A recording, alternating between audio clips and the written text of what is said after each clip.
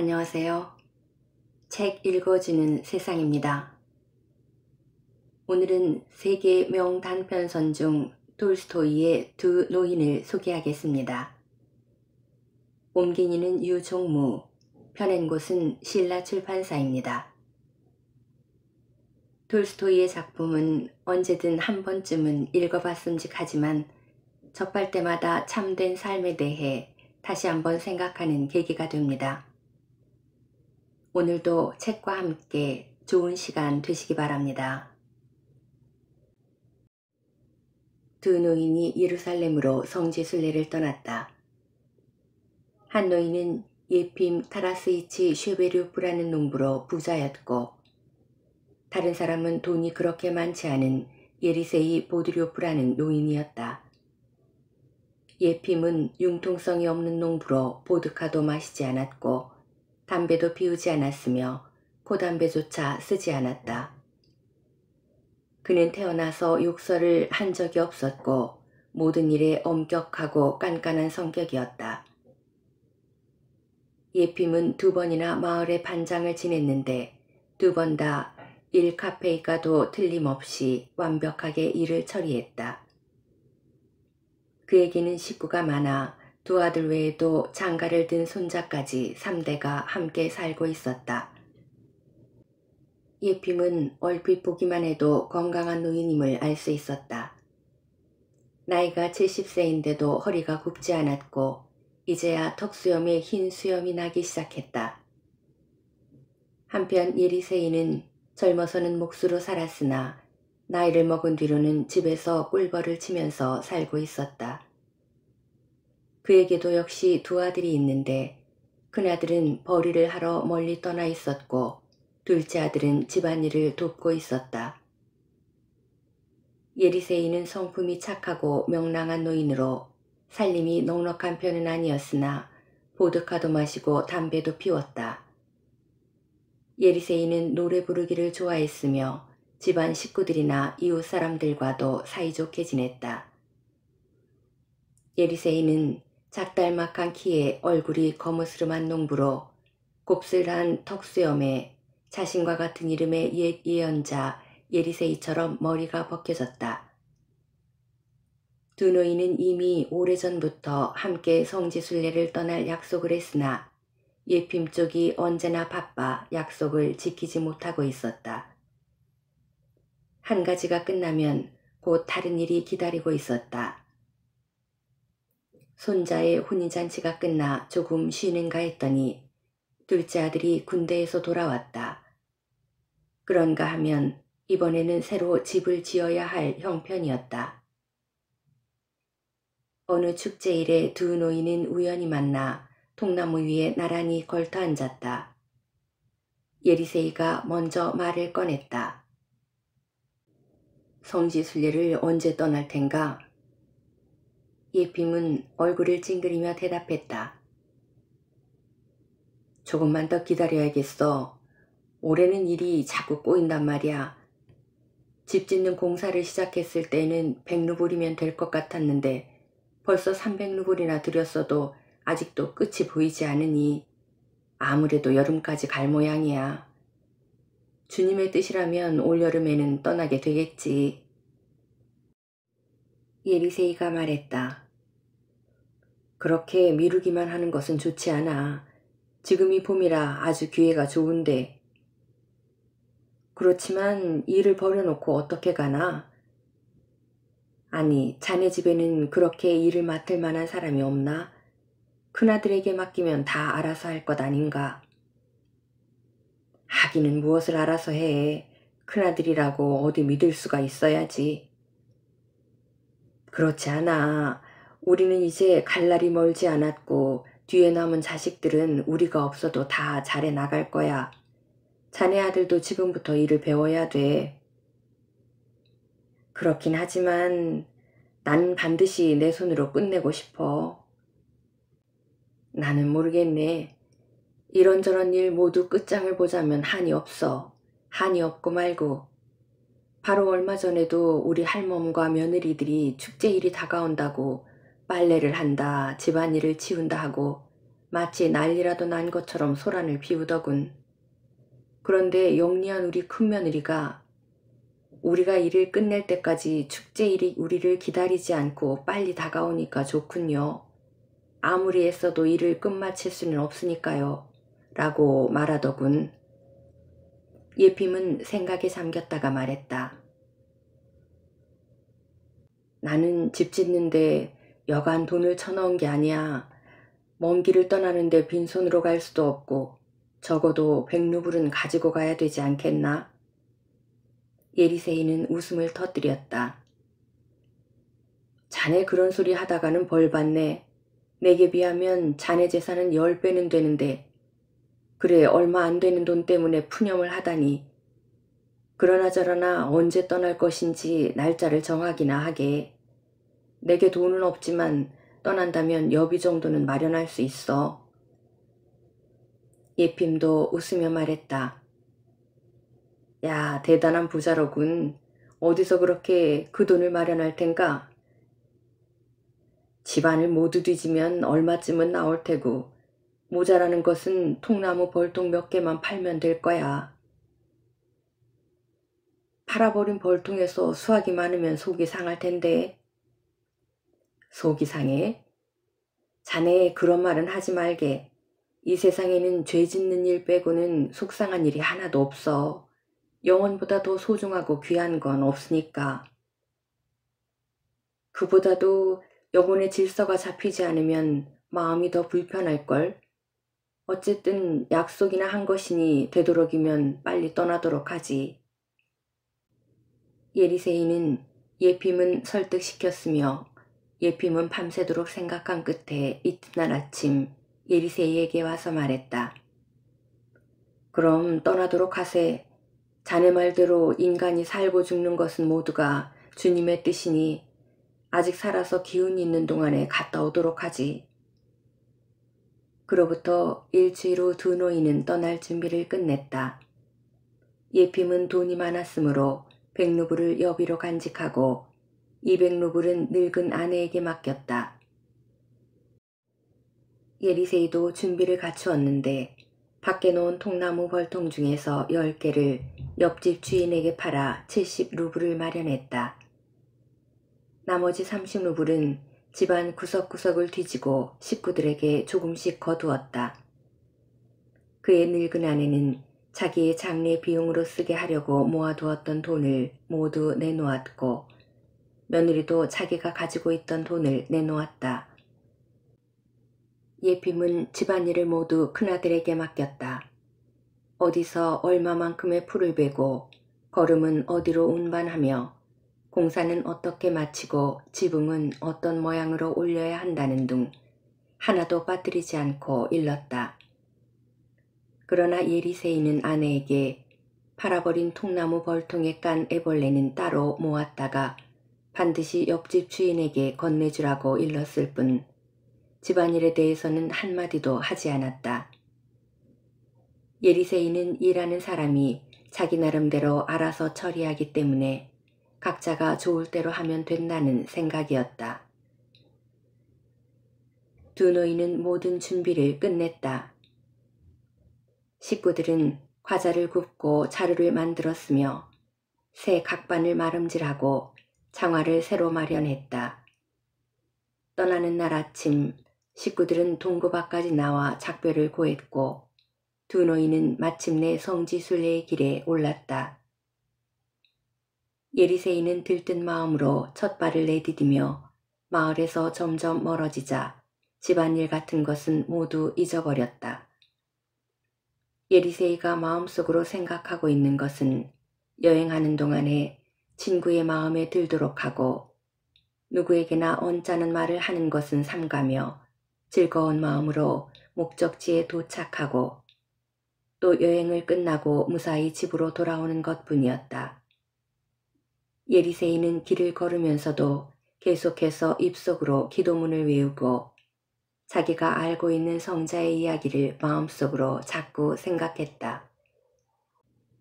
또한 도중에 누구와 동행하게 되거나 숙소에 묵을 때에는 어떻게든 살뜰하게 대하여 하느님께서 가르쳐 주신 말씀을 전하도록 하겠다고 다짐하는 것이었다. 예리세이는 길을 걸으면서도 언제나 기쁜 마음이었는데 다만 그로서도 도저히 마음대로 안 되는 일이 한 가지 있었다. 그것은 바로 코담배를 그만 끊어보려고 일부러 쌈지를 집에 두고 왔는데 그것이 생각나서 견딜 수가 없었던 것이다. 결국 도중에 다른 사람에게서 코담배를 얻어 친구에게 피해를 주지 않으려고 슬쩍 뒤처져서 코담배 냄새를 맡곤 했다. 예핌도 기분이 좋은 듯 힘차게 걸어갔다. 행동에도 조심했고 쓸데없는 말도 짓거리지 않았으나 마음속은 편하지가 않았다. 자기가 아들에게 일러줄 것을 잊어버리지는 않았는지 자기가 지시한 대로 아들이 잘하고 있는지 걱정이 되어서 그만 당장이라도 돌아가 모든 것을 자기 손으로 처리해버리고 싶은 충동이 일어나는 것이었다. 두 노인은 5주일 동안이나 계속해서 걸었기 때문에 집에서 가지고 온 신도 다 달아서 새 신을 사야 할 무렵 마침 우크라이나에 도착했다. 집을 떠나니 모든 것을 돈으로 해결해야 되었는데 우크라이나로 접어들자 모두 다투어 두 노인을 자기 집으로 데려가려고 했다. 그들은 잠을 재워주고 음식을 대접하고도 돈을 받지 않았을 뿐만 아니라 여행 도중에 먹으라고 자루 속에 빵과 과자를 넣어주었다. 이렇게 두 노인은 가벼운 마음으로 700베르스타의 길을 걸어 흉년이 든 고장에 이르렀다. 마을 사람들의 이야기에 따르면 지난해에 곡식이 하나도 연글지 않았다고 했다. 부자도 양식을 마련하기 위해 가진 물건들을 팔아버렸고 중산층은 빌 털터리가 되었으며 가난뱅이는 다른 지방으로 가거나 구걸을 하거나 아니면 굶은 채로 하루하루를 간신히 버티고 있는 형편이었다. 겨울 동안은 밀기울과 명아주로 끼니를 이었다고 한다. 어느 날 두 노인은 작은 마을에 이르러 빵을 15근가량을 사고 하룻밤을 잔 다음 동이 트기 전에 길을 떠났다. 햇볕이 뜨겁게 내리쬐기 전에 조금이라도 더 걷기 위해서였다. 그들은 10베르스타쯤 걸어 어떤 개울가에 다다라 그곳에서 다리를 펴고 앉아 찻잔에 물을 떠서 빵을 죽여가며 배불리 먹은 다음 신을 갈아 신었다. 이렇게 앉아서 한참을 쉬는 동안 예리세이가 담배 쌈지를 꺼내자 예핌이 그것을 보고 한마디 했다. 아직도 그 버릇을 고치지 못했나? 예리세이는 어쩔 수 없다는 듯 손을 내저으며 대답했다. 나는 죄악에 빠져버렸어. 이것만은 도저히 어쩔 수 없네. 두 노인은 일어나 다시 길을 재촉했는데 한참 동안 걸어가니 큰 마을이 있었고 그 마을을 완전히 벗어났을 때는 벌써 햇볕이 뜨거울 정도로 내리쬐고 있었다. 예리세이는 너무나 지쳐서 잠시 쉬고 물도 한 그릇 마시고 싶었으나 예핌이 걸음을 멈추려고 하지 않았으므로 예리세이는 그 뒤를 따라가는데 숨이 막힐 지경이었다. 물 한 모금 마셨으면. 나는 괜찮으니 마시지 그래. 예리세이는 걸음을 멈추고 예핌에게 이렇게 말했다. 그럼 나를 기다리지 말게. 나는 저 농가에 들어가서 물을 얻어 마신 다음 곧 뒤따라가겠네. 그러지. 예리세이가 예핌과 헤어져 농가가 있는 쪽으로 다가가니 석회를 바른 작은 집이 있었다. 아래쪽은 까맣게 되고 윗부분만 하얀데 오랫동안 내버려 두었는지 여기저기 석회가 벗겨지고 지붕마저 한쪽이 내려앉아 있었다. 예리세이가 뒷문으로 들어가다 얼핏 보니 담장 밑에 사나이가 드러누워 있었다. 그 사나이는 마른 몸집에 턱수염도 없었으며 외투자락은 우크라이나식으로 바지 속에 넣고 있었다. 아마도 시원한 그늘을 찾아서 누워 있었던 모양이었으나 지금은 햇볕이 온통 그에게 내리쬐고 있었다. 그런데 사나이는 드러누운 채 잠자고 있지도 않았으므로 예리세이가 물을 좀 얻어 마실 수 없겠느냐고 말을 걸었으나 사나이는 아무 대답도 하지 않았다. 천성이 꽤 무뚝뚝한 사나이인가 보군. 예리세이가 문가로 다가가자 집안에서 어린아이의 울음소리가 들려왔다. 예리세이는 가까이 다가가서 문을 두드리며 사람을 불렀다. 실례합니다. 그러나 아무 대답이 없었다. 여보세요? 아무도 안 계십니까? 하지만 아무리 소리쳐 사람을 불러도 안에서는 인기척이 없었다. 할 수 없이 예리세이가 돌아서려고 하는데 이때 집안의 문 가까이에서 누군가 신음하고 있는 듯한 소리가 들렸다. 무슨 일이 생긴 게 아닐까? 어디 한번 들어가 보자. 이렇게 생각한 예리세이는 일단 집 안으로 들어가기로 마음먹었다. 예리세이가 손잡이를 돌려보니 문은 잠겨있지 않았다. 문을 열고 복도에 들어서자 방으로 통하는 문이 열려 있었는데 오른쪽에는 난로가 있고 정면의 한쪽 구석에는 성상과 테이블과 의자가 놓여 있었다. 의자에는 속옷바람에 노파가 앉아 테이블 위에 머리를 올려놓고 있었고 그 옆에는 몹시 야위고 커다란 밀랍 같은 얼굴의 사내아이가 앉아서 노파의 옷소매를 잡아당기며 칭얼거리고 있었다. 방 안에서는 숨이 막힐 듯한 고약한 냄새가 풍겨서 자세히 보니 마룻바닥 위에 한 여자가 엎어진 채 쓰러져 있었는데 이쪽을 보려고도 하지 않고 그저 목구멍에서 가래 끓는 소리만 내면서 한쪽 다리를 오므렸다 폈다 할 뿐이었다. 괴로운 듯 이리저리 돌아눕는 여자의 몸에서는 코를 찌르는 악취가 풍기고 있었다. 여자는 틀림없이 대소변을 가리지 못하는데 아무도 그 뒤치다거리를 해주지 않는 모양이었다. 노파가 문득 눈을 들어 낯선 침입자를 바라보았다. 누구요? 무슨 볼일이 있어서 들어왔소? 누군지 모르겠지만 여기에는 아무도 없으니. 예리세이는 가까이 다가가서 말했다. 할머니, 물 좀 얻어 마실 수 있을까요? 아무것도 없다고 그랬잖소. 물을 떠올 사람도 없으니 가서 떠마셔요. 어떻게 된 겁니까, 할머니? 당신네 집에 성한 사람은 하나도 없나요? 이 아주머니를 돌봐줄 사람도 없어요? 예리세이가 물었다. 아무도 없어요. 뒷문에서는 사람이 하나 죽어가고 있지. 우린 여기서 이렇게. 사내아이는 낯선 사람을 보고 잠시 울음을 그쳤으나 할머니가 말하는 것을 보자 다시 소매를 잡아당기며 빵 줘, 할머니 빵 하면서 울기 시작했다.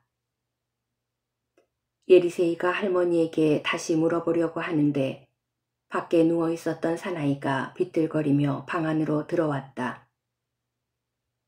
사나이는 벽을 의지하며 걸음을 옮겨 의자에 앉으려고 했으나 그러지도 못하고 출입문 어귀 한쪽 구석에 기대듯 쓰러졌다. 그리고는 일어나려고도 하지 않고 말을 했는데 한마디 하고는 말을 끊었다가 숨을 몰아쉬면서 다음 말을 이어갔다. 우리 모두 전염병에 걸린 데다가 흉년까지 겹쳐 저놈도 굶어 죽게 되었소. 사나이는 턱으로 사내아이를 가리키며 울기 시작했다. 예리세이는 등에 짊어진 자루를 벗어 바닥에 내려놓았다가 다시 의자 위에 올려놓은 후 자루를 열어 빵을 꺼내 나이프로 한 조각 잘라 농부에게 주었다. 농부는 그것을 받으려 하지 않고 사내 아이와 여자를 가리켰다. 사내 아이는 빵 냄새를 맡자 손을 뻗어 두 손으로 움켜쥐더니 입과 코를 거기에 쳐박았다. 그러자 이번에는 다른 쪽 구석에서 여자아이가 기어나와 물끄러미 빵을 바라보았다. 예리세이는 그 아이에게도 한 조각을 잘라서 주었다. 그리고 또 한 조각을 잘라서 노파에게도 주었더니 노파는 그것을 받아 우물우물 먹기 시작했다. 물을 마셨으면 좋겠는데. 예리세이는 우물이 어디 있는지 물어보았고 노파가 가르쳐준 곳에 가보니 두레박이 있었다. 예리세이는 물을 떠다 이들에게 먹였다. 아이들과 노파는 물을 마셔가며 빵을 먹었으나 사나이는 위장이 나쁜지 아예 입에 대려고도 하지 않았다. 여자는 일어나려고도 하지 않고 전혀 정신을 차리지 못한 채 그냥 나무 침대 위에서 몸부림만 치고 있었다. 예리세이는 곧바로 가게에 가서 옥수수와 소금, 밀가루, 버터 등을 사온 다음에 도끼를 찾아 장작을 패서 회치카에 불을 지폈다. 여자아이가 거들었다. 예리세이는 수포와 죽을 만들어 온 식구들에게 먹였다. 농부와 노파도 수포와 죽을 먹었고 아이들은 그릇 바닥까지 싹싹 핥아먹고 나서 서로 껴안은 채 잠들어 버렸다. 농부와 노파는 정신을 가다듬고 자기네들이 왜 이렇게까지 되었는지 이야기하기 시작했다. 우리는 그다지 넉넉한 살림살이가 아닌데다가 지난해에는 흉년으로 수확한 것이 아무것도 없어 가을부터 내내 전에 남겨두었던 것을 꺼내 먹었습니다. 그러다가 먹을 것이 떨어지자 이웃 사람들과 친절한 분들의 신세를 지게 되었지요. 그들도 처음에는 기꺼이 도와주다가 점점 거절하더군요.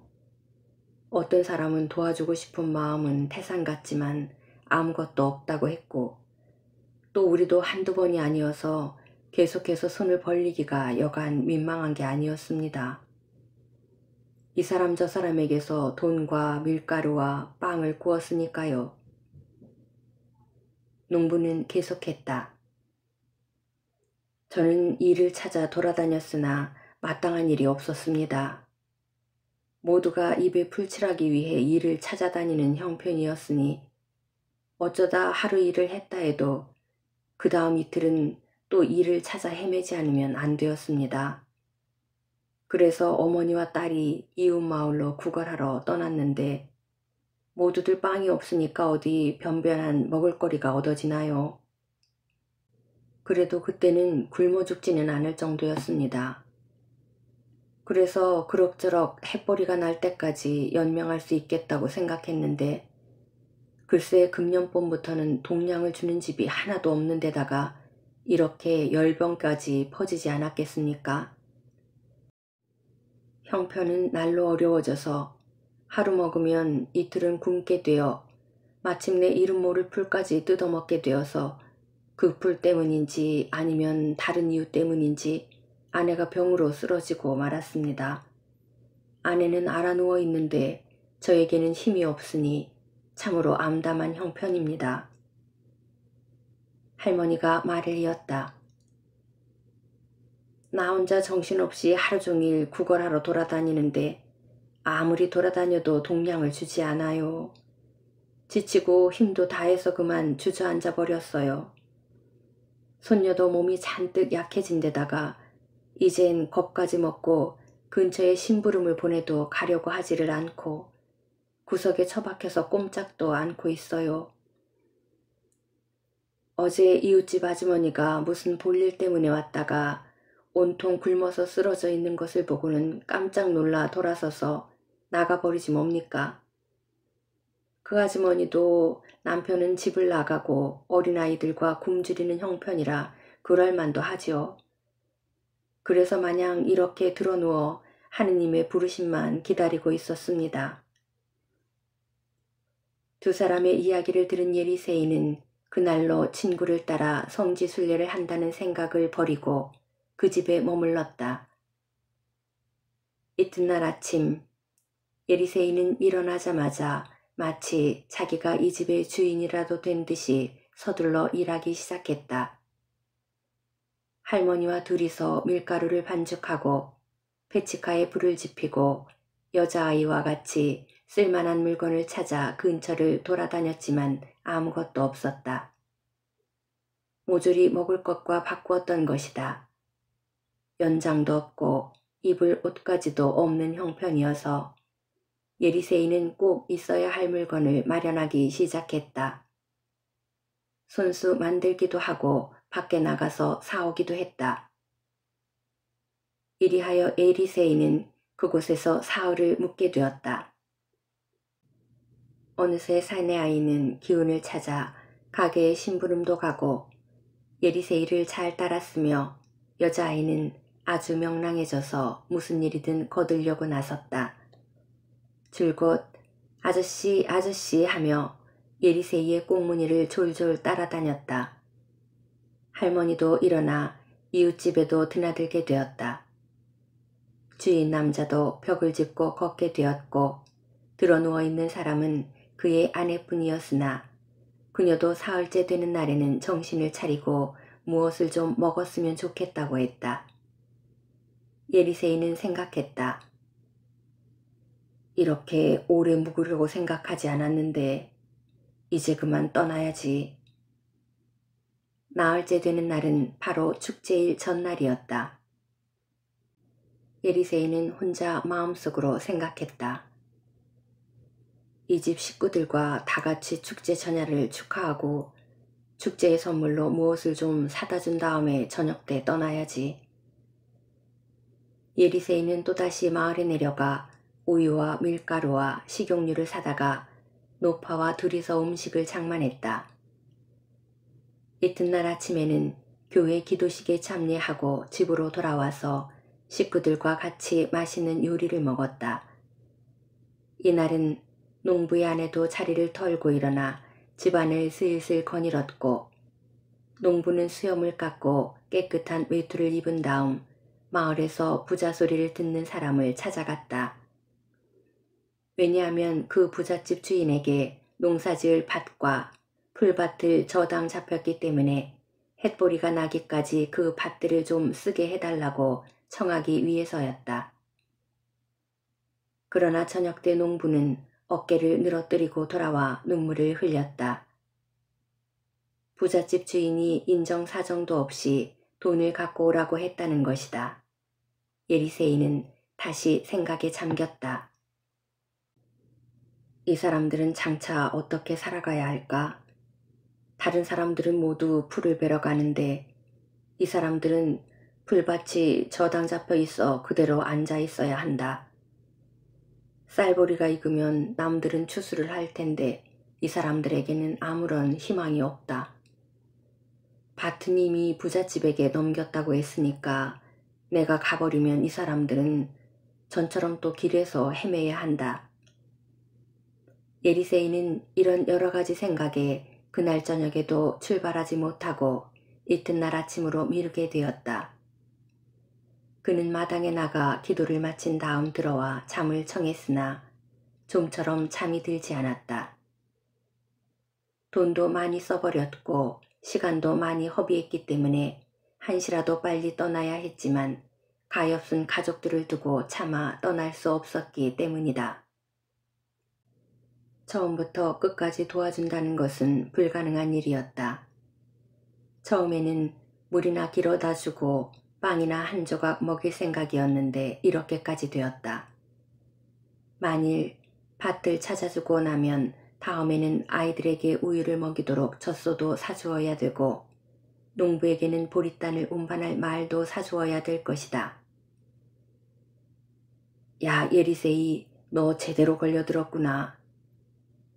예리세이는 일어나 베개로 삼았던 긴 외투를 더듬어 담배 쌈지를 꺼내고 담배를 한 줌 쥐어 머리를 개운하게 해보려 했으나 어찌된 일인지 아무리 생각에 생각을 거듭해도 이렇다 할 묘안이 떠오르지 않았다. 출발하지 않으면 안 되었지만 농부 가족들이 불쌍해서 견딜 수 없으니 도리가 없었다. 그는 다시 외투를 들들 말아 베개로 삼고 벌렁 드러누웠는데 조용히 누워있는 동안 어느새 달기 울고 이윽고 깊은 잠에 빠져버렸다. 그때 갑자기 누군가 부르는 것 같은 기분이 들어서 일어나 보니 떠날 채비를 한 자신이 등에 자루를 짊어지고 손에는 지팡이를 든 채 문을 나서려는 참이었다. 문은 활짝 열려 있었으므로 그냥 걸어서 나가기만 하면 되는 것이었다. 그런데 이게 웬일인가. 여자아이가 붙잡고 아저씨 아저씨 빵 좀 주세요 하고 애원하는 것이 아닌가. 창문으로는 할머니와 주인 남자가 자기를 바라보고 있었다. 예리세이는 잠에서 깨어 중얼거렸다. 내일은 쌀보리밭과 풀밭을 찾아주자. 그리고 말도 사고 햇보리가 나기까지 먹을 밀가루와 아이들에게 우유를 먹일 젖소도 사주어야겠다. 그렇지 않으면 고생하며 주님을 찾아간다 해도 자신 안에 있는 주님을 잃어버리게 된다. 어려운 사람을 도와야지. 예리세이는 이렇게 마음을 다지고 아침까지 단잠을 잤다. 그는 아침에 일찍 일어나자마자 곧장 부자 농부를 찾아가서 쌀보리밭과 풀밭에 금을 치렀다. 돌아가는 길에 낫을 사서 농부에게 풀을 베도록 하고 자기는 마을을 돌아다니다가 주막집 주인이 수레와 함께 말을 판다는 말을 듣고 값을 흥정하여 샀다. 예리세이는 밀가루도 한 부대 사서 짐수레에 실은 다음에 이번에는 젖소를 사러 갔다. 이때 두 사람의 우크라이나 여인이 예리세이의 뒤를 따르게 되었는데 이 여인들은 걸으면서 열심히 이야기를 주고받았다. 우크라이나어로 말하고 있었으나 예리세이는 그것을 대강 알아들을 수 있었으므로 귀를 기울여 보니 바로 자기의 이야기를 하는 것이 아닌가. 처음에는 어떤 사람인지 전혀 몰랐다는 거예요. 그냥 성지 순례자라고 생각했대요. 그런데 물을 얻어 마시러 들어왔다가 그대로 눌러앉아 버렸다지 뭐예요. 오늘도 주막집에서 짐수레하고 말을 샀다니 요즘 세상에 그런 사람이 어디 있어요. 우리 그 집에 가서 구경하지 않을래요? 예리세이는 여자들이 자기를 칭찬하고 있다는 것을 알고는 젖소를 사는 일을 포기하고 주막으로 들어가 말값을 치렀다. 그리고는 말에 수레를 맨 다음 밀가루를 싣고 농부의 집으로 돌아왔다. 문 앞에 이르러 말을 세우고 마차에서 내리자 농부네 식구들은 모두 깜짝 놀랐다. 농부가 문을 열면서 물었다. 아니, 그 말은 어떻게 된 겁니까? 샀지. 마침 값이 쌌거든. 오늘 밤 여물을 주어 잘 먹여요. 이자를 좀 내려주겠나? 농부는 예리세이의 말에 밀가루 부대를 내려 광에 갖다 놓은 후 풀을 한아름 베어다가 말 구유에 넣어주었다. 이윽고 농부네 식구들은 방 안에서 자고 예리세이는 밖에서 자기로 했는데 그것은 저녁이 되기 전에 자신의 물건을 내다 놓았기 때문이었다. 그리하여 모두가 깊이 잠에 빠지자 예리세이는 자루를 짊어지고 긴 외투를 걸친 다음에 성지 순례의 길을 떠났다. 예리세이가 얼마쯤 갔을 때 날이 밝았다. 예리세이는 나무 밑에 앉아 자루를 열고 남은 돈을 세어보았더니 17루블 20카페이카가 남아있었다. 이 돈으로는 바다를 건너 긴 여행을 할 수 없다. 성지 순례를 핑계대고 공연히 구걸하다 자칫 잘못이라도 저지르면 큰일 아닌가. 예필 영감이 내 대신에 촛불을 밝혀주겠지. 아무래도 나는 성지 순례를 못할 모양이군. 하지만 감사하게도 주님께서도 모든 것을 굽어 살피시니까 나를 용서해 주시겠지. 예리세이는 일어나서 자루를 짊어지고 성지순례를 포기하고 되돌아섰다. 그는 농부가 살고 있는 마을 사람들의 눈을 피하려고 멀리 돌아서 지나갔다. 이렇게 하여 에리세이는 얼마 후 무사히 집에 도착했다. 목적지를 향해 걸을 때에는 힘이 들어 예핌을 뒤쫓아가는 것이 고작이었는데 집을 향해 가기 시작하니 마치 하느님께서 도와주시기라도 하는 것처럼 아무리 걸어도 피곤하지 않아서 나들이를 가는 기분으로 지팡이를 휘두르며 하루에 70페르스타씩 걸을 정도였다. 예리세이가 집에 돌아왔을 때 식구들은 농사일을 마치고 돌아온 참이었다. 모든 가족들은 예리세이의 귀가를 기뻐하며 여행은 어땠는지, 어쩌다가 예핌과 떨어졌는지, 왜 목적지까지 가지 않고 돌아왔는가 등 여러 가지를 물었으나 예리세이는 그에 대해서는 자세히 말하지 않았다. 아마도 주님의 보살핌이 없었던 모양이야. 가는 도중에 돈을 잃어버렸고 예핌 영감도 놓쳐버렸지. 그래서 끝까지 갈 수가 없었어. 아무래도 내 잘못인 모양이니 너무 상심하지 마라. 그리고 나서 아내에게 남은 돈을 건네주었다. 예리세이가 집안일에 대해 여러 가지를 물어보니 모든 것이 순조로웠고 사고도 없었으며 식구들도 아무런 불평이 없이 오순도순 잘 지내고 있었다. 한편 예핌네 집에서도 예리세이가 돌아왔다는 소식을 듣고 그에게서 예핌 소식을 들으려고 찾아왔다. 예리세이는 그들에게도 비슷한 말을 들려주었다. 그 영감은 아무 탈 없이 잘 갔어. 나하고는 베드로 축제일에 사흘 전에 헤어졌지. 나는 바로 뒤쫓아가려고 했는데 그때 그만 돈을 잃어버려서 돌아오게 된 거야. 예핌네 가족들은 깜짝 놀랐다. 어리석지도 않은 노인이 성지순례를 떠났다가 목적지에 닿기도 전에 돈을 잃어버리고 돌아오다니 어쩌다가 그런 봉변을 당했을까 하고 고개를 갸우뚱했으나 차차 그 일을 잊어버렸다. 예리세이도 그 일을 잊어버리고 다시 일을 시작했다. 아들과 함께 겨울에 쓸 뗄나무를 준비했으며 아낙네들과 함께 밀을 빻았다. 또 곱간 지붕을 새로 얹고 꿀벌의 월동 준비를 했으며 10개의 벌통을 새로 깐 애벌레와 함께 옆집에 넘겨주었다.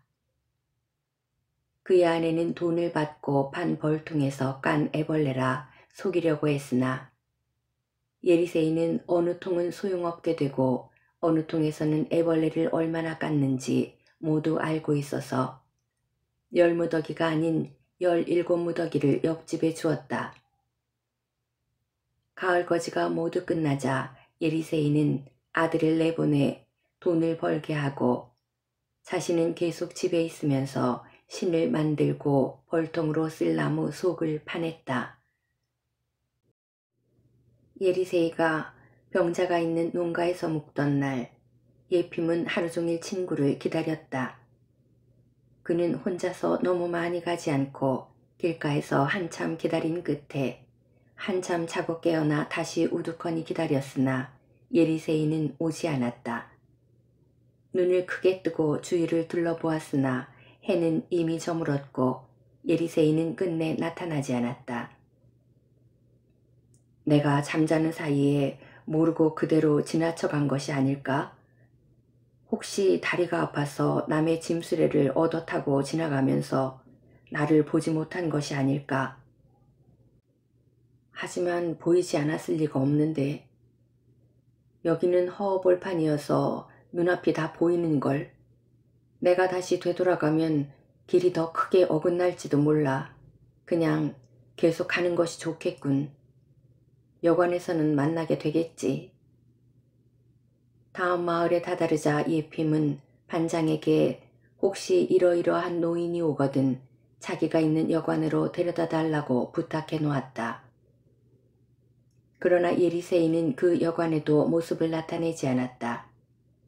예핌은 다시 길을 떠나 한 사람 한 사람에게 이러이러한 대머리 영감을 보지 못했느냐고 물어보았으나 보았다는 사람은 아무도 없었으므로 예리세이에게 아무 일이 없기를 바라면 혼자 계속 걸어갔다.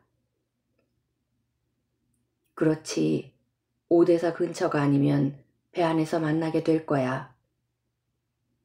그는 예리세이를 더 이상 생각하지 않기로 했다. 예핌은 도중에 한 순례자와 동행하게 되었는데 그 순례자는 사제복에 모자까지 쓰고 머리를 길게 기르고 있었다.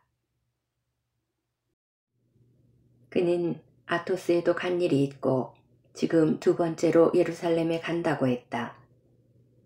예핌은 여관을 묵으며 그와 여러 가지 이야기를 나눈 끝에 동행하게 되었다. 그들은 무사히 오데사에 도착했다. 두 사람이 사흘 동안 배를 기다리는 사이에 예핌은 예리세이에 대해 물어보았으나 역시 보았다는 사람이 아무도 없었다. 예핌은 외국 여행 허가증을 받았는데 그 값은 5루블이었으며 왕복 뱃삭스로 20루블을 치른 다음 빵과 청어 등을 샀다. 이윽고 배의 선적도 끝나서 성지 순례자들은 본선으로 옮겨 탔으므로 예핌은 그 순례자와 함께 배에 올랐다. 닻이 올려지고 배는 부두에서 출발하여 큰 바다로 나갔다. 그날은 무사히 항해했는데 저녁때가 되자 바람이 일고 비가 쏟아지면서 배가 흔들리기 시작하더니 바닷물이 갑판을 휘저었다. 배에 탄 사람들이 수군거리고 여자들 중에는 큰 소리로 울부짖는 사람도 있었으며 남자들 중에서도 겁이 많은 사람은 안전한 장소를 찾아 배 안을 이리저리 헤맸다. 예핌도 겁이 나지 않는 것은 아니었으나 겉으로는 나타내지는 않았다. 배에 오르자 곧 tambo프의 농부들과 함께 마룻바닥에 앉아 그 자세대로 그날 밤과 다음 날 하루 종일 앉아 있었다.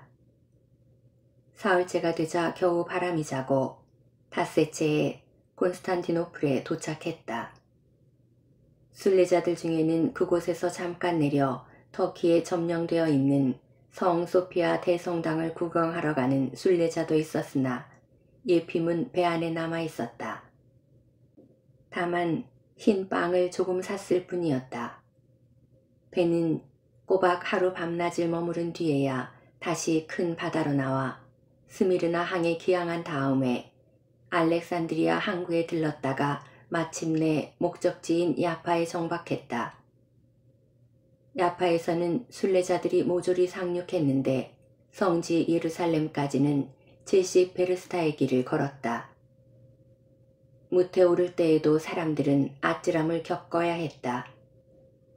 그것은 기선의 높은 갑판에서 밑에 있는 보트로 뛰어내려야 했는데 보트가 계속 흔들려서 잘못하면 바다에 빠질 위험이 있었기 때문에 그중 두 사람은 물에 빠졌으나 어쨌든 모두 무사히 무태에 올랐다.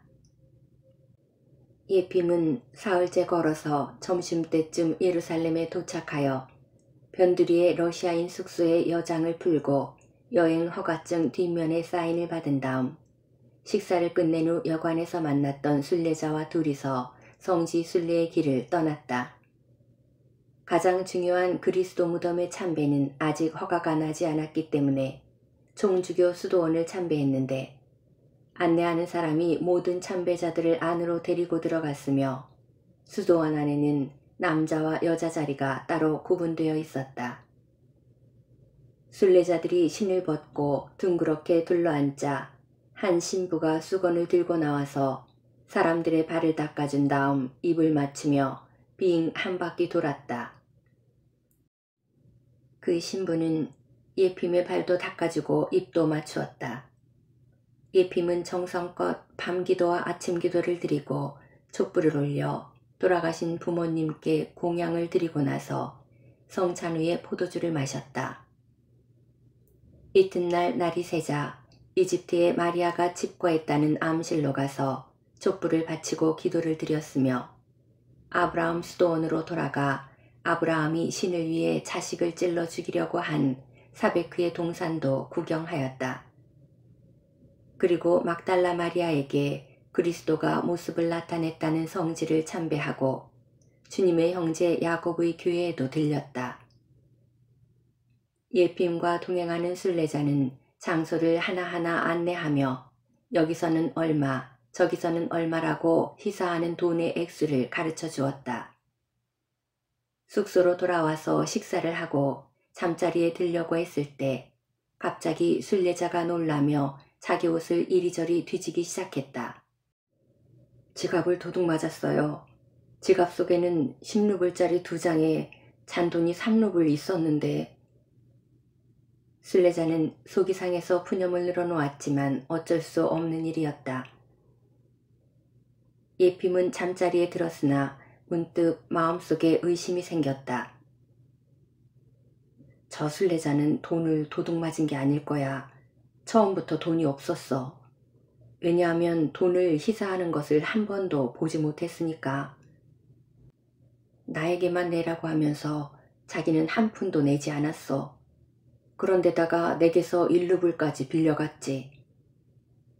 그러나 예핌은 그렇게 생각하는 자신을 스스로 꾸짖었다. 내가 왜 사람을 의심하는지 모르겠군. 남을 의심한다는 것은 죄악이지. 다시는 이런 쓸데없는 생각을 하지 말아야지. 겨우 마음을 가라앉혔다고 생각한 순간 순례자가 돈에만 눈독을 들이고 있는 것과 지갑을 도둑 맞았다고 떠들어대던 모습이 자꾸만 머릿속에 떠오른 것이었다. 정말로 저 사람은 가진 돈이 없었어. 사람들의 눈을 속이기 위해 연극을 한 거야. 다음 날 순례자들은 부활대 성당에서 거행되는 기도식에 참배하러 갔다. 그곳은 그리스도의 관을 모신 곳이었다. 순례자는 예수님 곁을 떠나지 않고 계속해서 졸졸 따라다녔다. 성지 순례자들은 러시아인 외에 그리스인, 아르메니아인, 터키인, 시리아인 등 여러 나라에서 온 사람들이었다. 성당에 도착했을 때 예수님도 다른 사람들과 같이 안으로 들어갔다. 한 신부가 안내를 맡고 있었는데 터키인이 파수보는 곁을 지나 그리스도를 십자가에서 내려 기름을 칠했다는 9개의 큰 촛대에 불을 밝히는 곳으로 안내했다. 신부는 일일이 설명하며 보여주었고 예수님은 촛불을 바쳤다. 그 다음 오른쪽 층계를 올라가 그리스도가 못 박혔던 십자가가 세워졌다는 골고다로 안내되었고 예수님은 거기서 잠시 기도를 드렸다. 그리고 돼지가 지옥까지 갈라진 자리를 구경하고 그리스도의 손발에 못이 박혀졌다는 장소와 그리스도의 피가 아담의 뼈에 뿌려졌다는 아담의 관을 보았다. 또 그리스도가 과시관을 쓸 때에 걸터 앉았다는 돌과 그리스도가 채찍질을 당할 때 묶였던 기둥도 보았다. 예수님은 그리스도의 발에 채워졌다는 2개의 구멍 뚫린 돌도 구경했는데 안내하던 신부는 그 밖에 다른 것도 보여주려고 했으나 순례자들이 길을 재촉하는 바람에 그리스도의 관이 있는 동굴 쪽으로 따라갔다. 그곳에서는 다른 종파의 의식이 끝나고 러시아 정교의 기도의식이 시작되고 있었다. 예수님은 어떻게든 순례자에게서 떨어지려고 했다. 자꾸만 순례자를 의심하는 죄스러운 마음이 치솟았기 때문이다. 그러나 순례자는 잠시도 예수님의 곁에서 떠나려 하지 않았고 그리스도 관 앞에서의 기도의식에도 같이 참여했다. 두 사람은 되도록이면 관 가까이 섰으면 좋겠다고 생각했으나 수많은 군중이 몰려들었기 때문에 앞으로 나아가지도 뒤로 물러서지도 못할 형편이 되고 말았다. 예수님은 가만히 서서 안을 바라보며 기도를 드렸는데 때때로 자기의 지갑이 무사한지 더듬게 되었다. 예수님의 마음은 2갈래로 나누어지고 있었다. 하나는 순례자가 자기를 속이고 있다는 마음이고 다른 하나는 만약 정말로 순례자가 지갑을 도둑 맞은 것이라면 자기는 제발 그런 봉변을 당하지 않기를 바라는 마음이었다. 예핌은 기도를 드리면서 주님의 관이 놓인 회당 앞쪽에 36개의 성화가 타고 있는 곳을 바라보고 있었다. 그는 꼼짝하지도 않고 사람들 너머로 바라보고 있는데 성화가 타고 있는 등잔거리 바로 아래의 맨 앞자리에 농부들이 입는 값싼 작업용 외투를 걸친 조그만 노인이 보였다. 그 노인은 머리가 홀딱 벗겨진 것이 예리세이를 꼭 닮았다. 아니, 예리세이와 똑같잖아. 하지만 예리세이는 아닐 거야. 예리세이가 나보다 먼저 도착했을 리는 없어. 앞에 여객선이 일주일 먼저 떠났다니까 예리세이가 나를 앞지를 수는 없지. 그리고 나는 순례자들을 하나하나 모두 살펴보았는데 그는 내가 탔던 배에는 없었어. 예핌이 그렇게 생각하고 있는 동안 노인은 기도를 시작했고 3번 머리를 조아렸다. 한 번은 정면의 신을 향해서, 다음에는 양쪽에 있는 러시아 정교인들을 향해서 각각 한 번씩 절했다. 노인이 오른쪽으로 얼굴을 돌렸을 때 예핌은 그 얼굴을 뚜렷이 알아볼 수 있었는데 틀림없이 예리세이였다. 거무스레하고 곱슬곱슬한 턱수염, 서리가 내리기 시작한 구렛나루, 게다가 눈썹도 눈도 코도 하나에서 10가지 예리세이였다.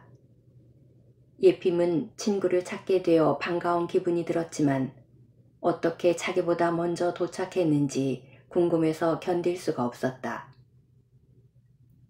저 사람 어떻게 잘도 앞으로 나갔네. 아마도 누군가 그럴 만한 사람과 친해져서 안내를 받았겠지. 가만히 있자. 출구에서 저 영감을 붙잡아 이제부터는 같이 다녀야겠군. 그러면 나도 앞쪽으로 갈 수 있을지도 몰라.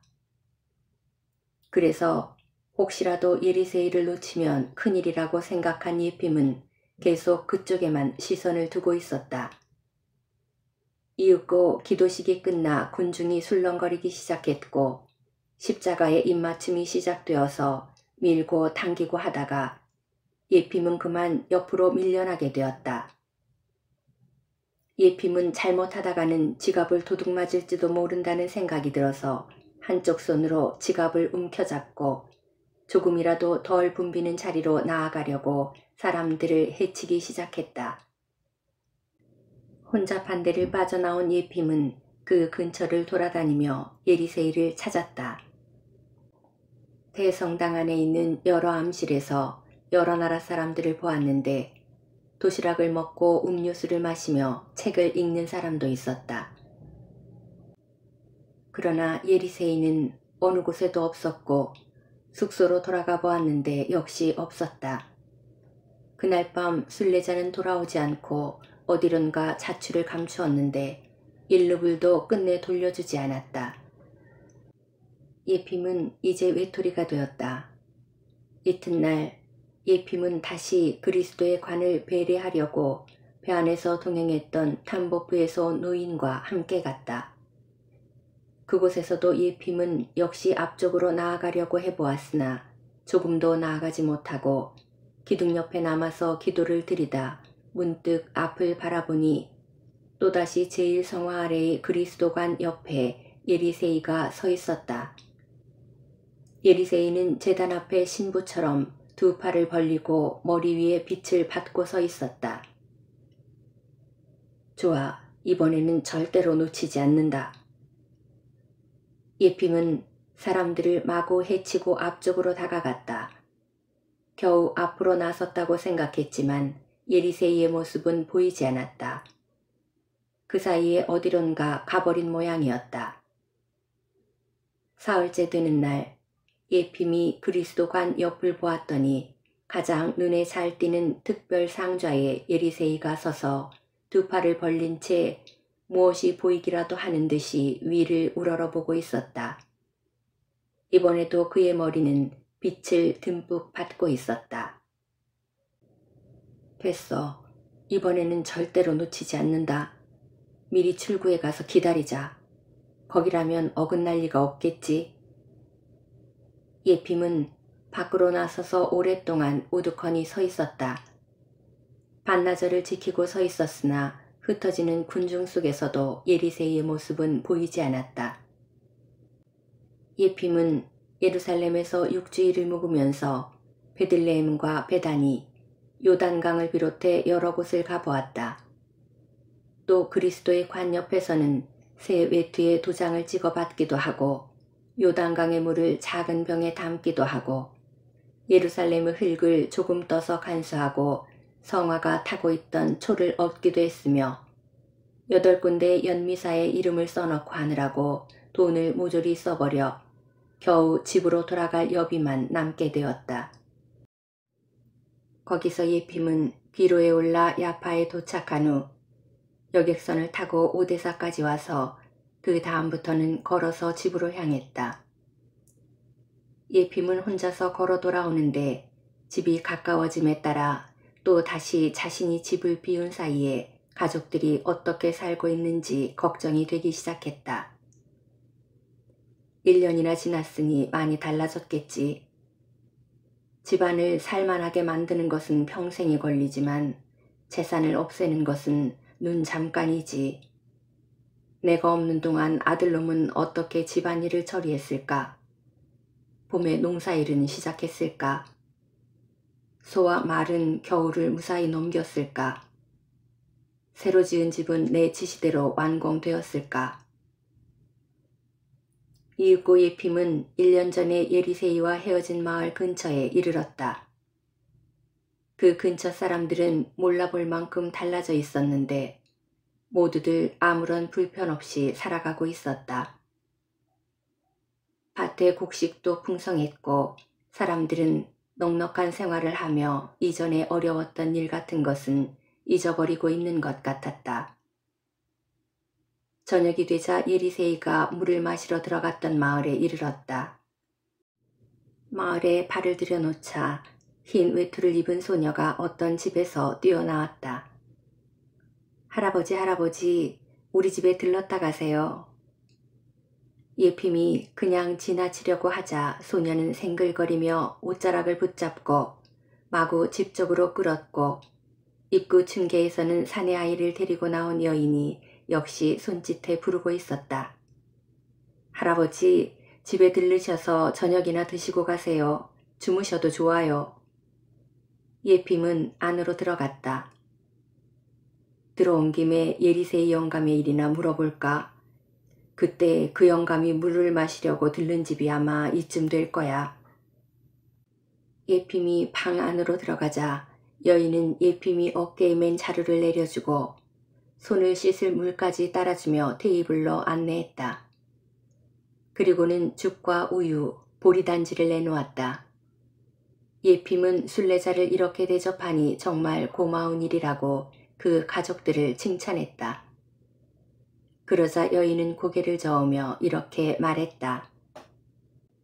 우리는 순례하시는 분들을 대접하지 않을 수 없습니다. 오래전에 어떤 순례자께서 우리에게 세상이라는 것을 가르쳐 주셨으니까요. 우리는 예전에 하나님을 잊은 채 멋대로 살았기 때문에 벌을 받아서 모두가 죽을 날만 기다리고 있었습니다. 마침내 지난 여름에는 모두 병들었고 먹을 것조차 없게 되었지요. 우리 식구들은 다 죽을 형편이었는데 하나님께서 할아버지와 비슷한 분을 저희 집으로 보내주셨어요. 낮에 물을 얻어 마시려고 들어오셨다가 우리들을 가엾게 생각하시고 집에 머무르셨습니다. 굶고 병들어 들어놓은 우리에게 먹고 마실 것을 마련해 주어 마침내 우리들이 기운을 차리게 만드신 후 밭과 짐수레와 말을 사주신 다음 훌쩍 떠나버리셨답니다. 이때 노파가 들어오면서 여인의 말을 가로챘다. 우리들은 그분이 인간이었는지 천사였는지 모를 정도입니다. 우리 식구들을 불쌍히 여겨 정성껏 보살피다가 아무 말 없이 떠나버렸으니 도대체 누구를 위해 하나님께 기도를 드려야 할지 모르겠습니다. 지금도 눈에 선합니다. 나는 들어놓은 채 무작정 하나님의 부르심만을 기다리고 있었는데 어느 날 지극히 평범한 대머리 할아버지가 물을 마시러 들어오지 않았겠습니까? 그런데 이 죄 많은 늙은이는 어떤 사람이 저렇게 남의 집에 들어와서 어물거리나 의아하게 생각했었죠. 그런데 그분은 지금 말한 일을 기꺼이 해주셨던 것입니다. 우리들의 모습을 보자 조금도 망설이지 않고 등에 짊어졌던 자루를 바로 여기에다 내려놓고 끄르지 않겠습니까? 이때 소녀도 말참견을 했다. 아이 할머니도 처음에는 방 한가운데에 자루를 내려놓았다가 다시 의자 위에 올려놓았는데 이렇게 식구들은 서로의 말을 가로채면서 예리세이에 대한 것들을 자세히 들려주었다. 어디에 앉았는지, 어디에서 잤는지, 무엇을 어떻게 했는지, 누구에게 무슨 말을 했는지 그들의 말은 끝이 없었다. 날이 저물자 말을 타고 돌아온 주인 남자도 역시 예리세이에 대한 말을 꺼내고 자기 집에서 어떻게 도와주면서 지냈는지 이야기했다. 만약 그분이 오시지 않았더라면 우리는 모두 죄를 지은 채 죽어버렸을 겁니다. 모두가 아무 소망도 없이 하나님과 인간들을 원망하면서 죽음을 기다리고 있었는데 그분이 오셔서 우리 가족들을 살려주셨기 때문에 비로소 하느님을 알게 되고 친절한 사람을 믿게 되었습니다. 하늘에 계신 우리 주 예수 그리스도여, 원하옵건대 부디 그분을 지켜주시옵소서. 짐승과 다름없는 생활을 하고 있던 우리를 인간으로 만들어 주셨으니까요. 그들은 예핌에게 먹고 마실 것을 대접한 다음 잠자리를 마련해 주었다. 예핌은 자리에 드러눕기는 했으나 잠이 오지 않았다.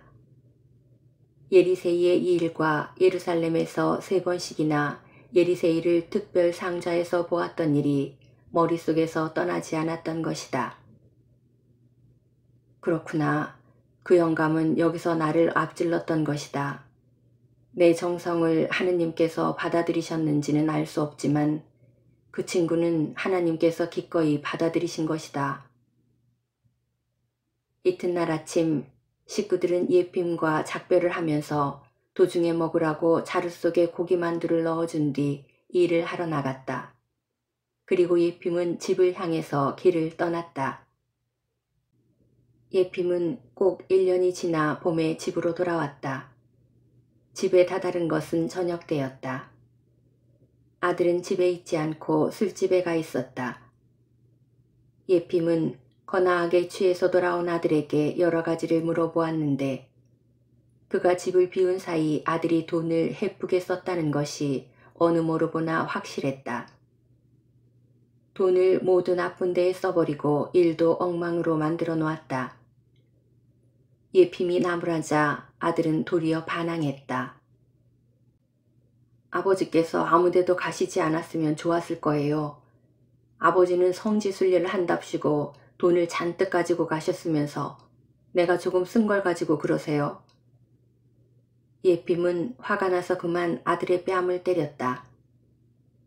이튿날 아침 예핌은 아들의 일을 의논하기 위해 반장에게 가던 중에 예리세이의 집 앞을 지나가게 되었다.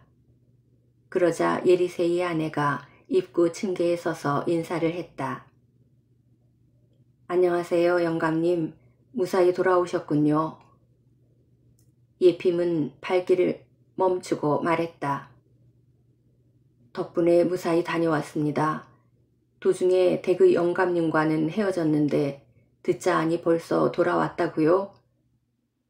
그러자 예리세이의 아내는 수다스럽게 이야기를 시작했다. 돌아오고 말고요, 영감님. 벌써 옛날에 돌아왔는걸요. 성모 승천제가 지난 뒤 바로 왔지 뭡니까.